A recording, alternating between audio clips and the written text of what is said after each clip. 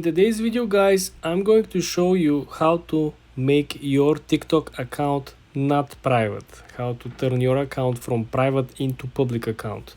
Let's launch the TikTok app first. Let's click on the lower right corner at your profile. When you're at your landing page of your profile, go ahead and click on the three straight lines on the upper right.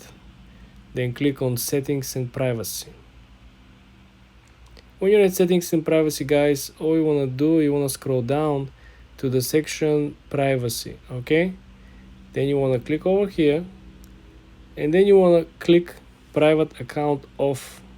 If this option was on, your account will be private. If this option is off, your account will become public.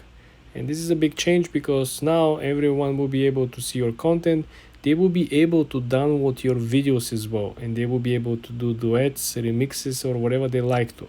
So be aware of all that. Everything will become public at the click of a second. When you change the setting from on or off on private account, this is what is going to change. For more tips and tricks like this, guys, subscribe and come back for more.